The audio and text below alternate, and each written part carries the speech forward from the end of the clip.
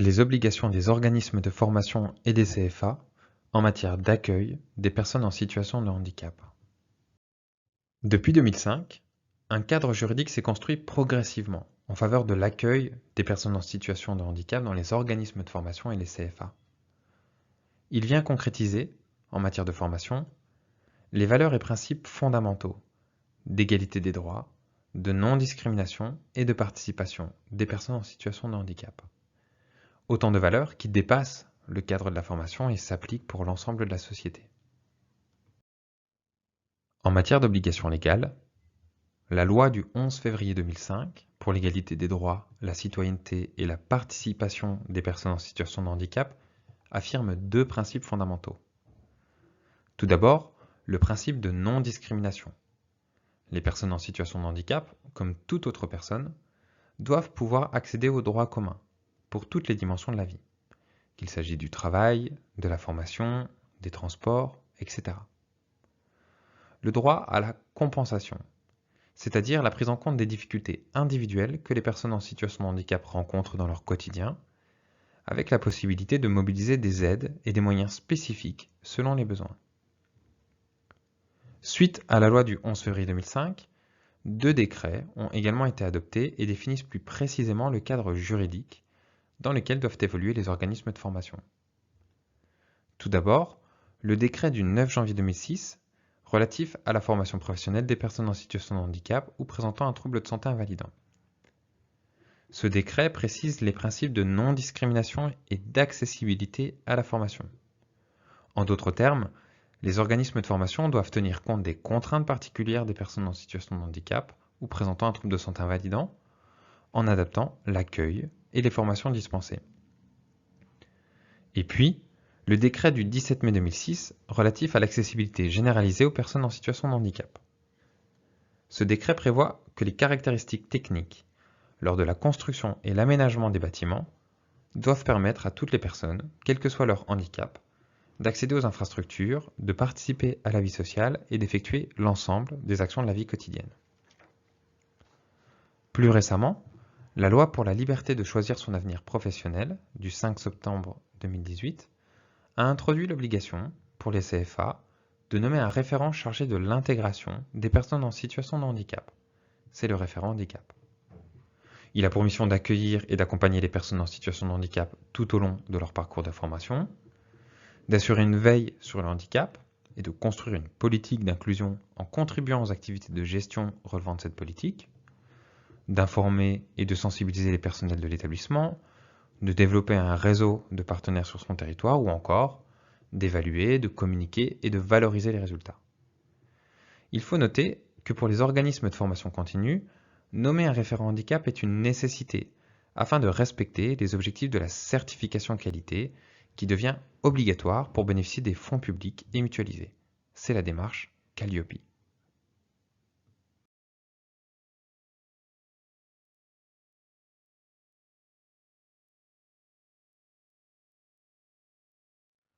Les organismes de formation SCFA sont des établissements recevant du public. On les appelle des ERP. À ce titre, ils sont soumis à une réglementation spécifique en matière d'accessibilité. En effet, la loi de 2005 prévoyait une période de transition de 10 ans pour que les ERP deviennent accessibles à tous les types de handicap et permettent à tous, sans distinction, l'accès, la circulation dans l'établissement, ainsi que la possibilité de bénéficier des services proposés par ce dernier. Dans cette optique, et afin de s'adapter aux besoins différenciés de chacun, l'organisme de formation, en tant qu'ERP, doit se rendre accessible sur 3 niveaux. D'abord, au niveau du bâti. Sur ce point, les obligations diffèrent selon que les bâtiments sont neufs ou anciens. En effet, depuis le 1er janvier 2007, les constructions neuves de RP doivent permettre à toute personne en situation de handicap d'y accéder et de bénéficier des prestations offertes dans des conditions adaptées. L'obligation d'accessibilité porte aussi bien sur les parties extérieures et intérieures des établissements et installations, ainsi que sur les cheminements, la signalétique, l'affichage intérieur, le stationnement, les équipements et le mobilier, etc. Les ERP non conformes aux règles d'accessibilité doivent réaliser des travaux de mise en conformité totale, dans la limite de ce qui est raisonnable et sans impliquer de charges disproportionnées ou indues pour l'organisme de formation. Le deuxième niveau concerne la prestation de formation. Il s'agit ici de rendre accessible le savoir et la connaissance pour tous. Pour cela, la prestation de formation doit s'adapter à la pluralité des publics. Cela passe par la mise en place de salles accessibles, ainsi qu'une adaptation des méthodes et des outils pédagogiques. Enfin, le troisième niveau concerne la posture du professionnel vis-à-vis des personnes en situation de handicap. Les personnes en contact avec le public jouent un rôle déterminant dans la qualité du service ou de la prestation proposée et sont des vecteurs d'accessibilité. Leur posture est incontournable pour assurer un accueil de qualité, non discriminant et adapté à tous les publics. Notons que l'obligation d'accessibilité recouvre aussi la notion d'accessibilité numérique. Cela se traduit par la mise à disposition de matériel spécifique pour l'accès aux postes informatiques, mais aussi de contenus accessibles. Pour améliorer l'accessibilité des services en ligne et par conséquent l'accès à l'information et aux services, l'État français a souhaité référencer un certain nombre de règles et de standards. Pour cela, le RG2A, le référentiel général d'amélioration de l'accessibilité, a pour rôle de répondre à cet objectif en offrant une méthodologie pour vérifier la mise en œuvre des standards internationaux d'accessibilité. Comme pour le bâti, l'accessibilité numérique doit se faire dans la limite de ce qui est raisonnable et ne doit pas impliquer de charges disproportionnées ou indues pour l'organisme de formation. Enfin, les ERP sont tenus de mettre à disposition un registre d'accessibilité destiné à informer le public sur le degré d'accessibilité de l'ERP et de ses prestations. Ce registre mentionne les dispositions prises pour permettre à tous, notamment aux personnes en situation de handicap, quel que soit leur handicap, de bénéficier des prestations offertes par l'établissement. Le registre doit être simple et compréhensible par tous, et les contenus, ainsi que les modalités de diffusion et de mise à jour, sont régis par l'arrêté du 19 avril 2017. Pour appuyer l'ERP dans la rédaction de ce registre, la délégation ministérielle à l'accessibilité a créé un guide d'aide contenant explications, apports méthodologiques et supports pré-remplis.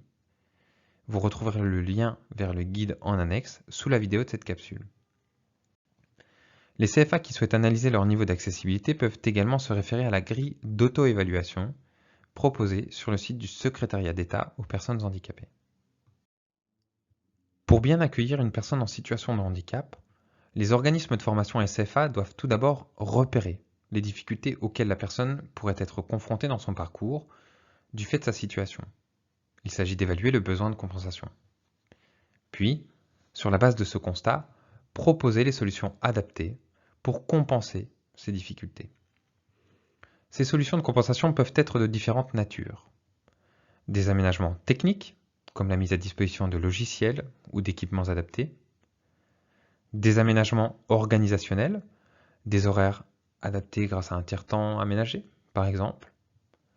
Un accompagnement humain, tel qu'un interprète en langue des signes, ou encore des aménagements pédagogiques, par exemple l'adaptation des modalités ou des supports pédagogiques. Pour mettre en œuvre ces solutions de compensation en formation, des aides financières et des prestations peuvent être mobilisées par l'organisme de formation ou le CFA, par la personne elle-même ou par son employeur pour les aménagements en entreprise. Pour les personnes bénéficiaires de l'obligation d'emploi, dont la reconnaissance de la qualité de travailleur handicapé ou en cours de reconnaissance, les aides financières de la GEFI permettent le financement des surcoûts liés à la compensation du handicap dans les projets de formation. À noter que pour les jeunes apprentis, l'AEEH, l'allocation d'éducation de l'enfant handicapé, permet de mobiliser les aides de la GFIP. Le FIP peut également intervenir pour les apprentis dans le secteur public.